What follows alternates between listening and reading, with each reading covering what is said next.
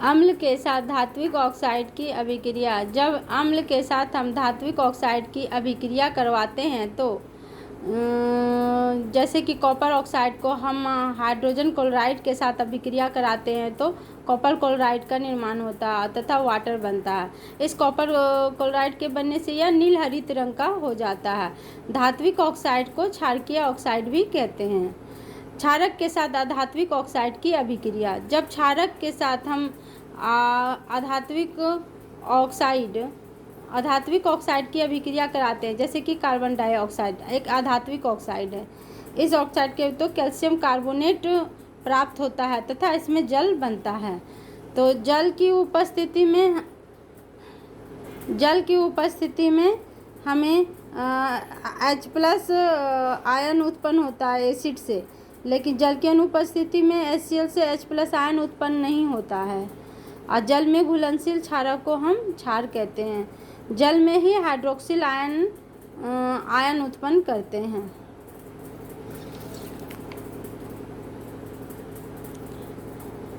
pH scale. किसी विलयन में उपस्थित हाइड्रोजन आयन की सांद्रता को मापने के लिए हम एक स्केल का उपयोग करते हैं जिसे pH स्केल कहते हैं। इस स्केल में हम 0 से 14 तक इस स्केल को 0 से 14 तक डिवाइड किया गया है। और इस स्केल के बीच में जो 7 पड़ता है, यहाँ पे कोई भी पदार्थ जिसकी वैल्यू की 7 होती है वह न्यूट्रल हो जाता है। इस 7 से 14 की ओर बढ़ने पे यह क्षारकीय प्रकृति के होते हैं और 7 से 0 की तरफ बढ़ने पे यह अम्लीय प्रकृति में बढ़ोतरी होती है। जैसे जैसे हम 14 की ओर बढ़ते हैं हाइड्रोजन आयन की सांद्रता में भी कमी आते जाती है। इस स्केल का पता सोरेनसन ने लगाया और इस स्केल में बहुत सारे पदार्थों का pH मान जो ज्ञात किया गया है, हम यहाँ कुछ मेंशन किए हुए हैं। जैसे कि लार का pH मान 6.5 से 7.5 के बीच, नींबू का रस का 2.4, HCl का 1 होता है और जठर रस का 1.5 से 3.5 के बीच होता है। शुद्ध जल का pH मान जो 7 होता है और आंसू का pH मान 7.4 तथा मानव रक्त का pH वैल्यू भी 7.4 होता है। समुद्री जल का 8.5 और समुद्री जल का 8.5 और मानव मूत्र का pH वैल्यू 4.8 से 8.4 के बीच में होता है।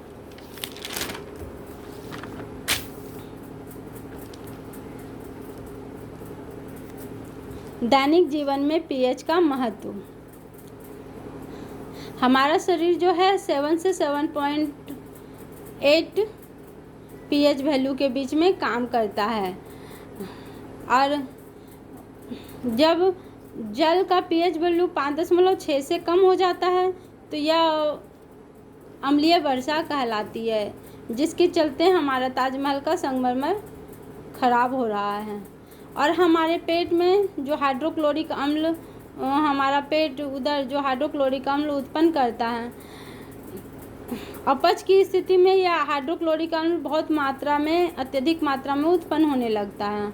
और जब यह अत्यधिक मात्रा में उत्पन्न होता है तो जिसके फलस्वरूप हमारे पेट में पेट दर्द शुरू हो जाता है।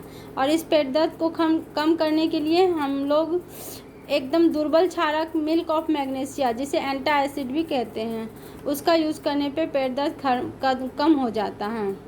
यह एक दुर्बल क्षारक होता है। मुंह का pH वैल्यू 5.5 से कम हो जाने पर यह संक्षारित होने लगता है, अर्थात मुंह के अंदर बैक्टीरिया भोजन के पश्चात मुंह में उपस्थित अपशिष्ट पदार्थ एवं शर्करा का निम्नीकरण करने लगते हैं।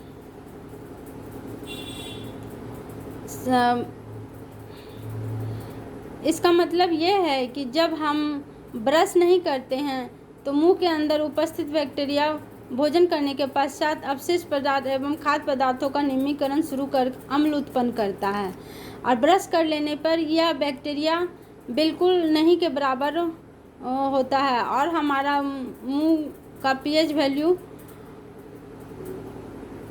कम नहीं होता है। pH वैल्यू के कम होने से ही यह संक्षारित होता है।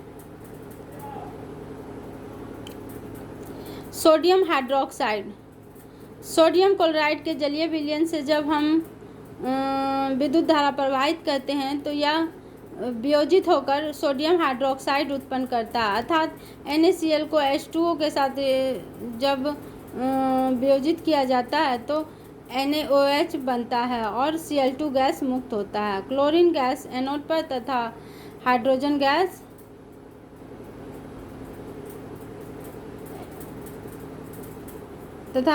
गैस कैथोड पर मुक्त होता है।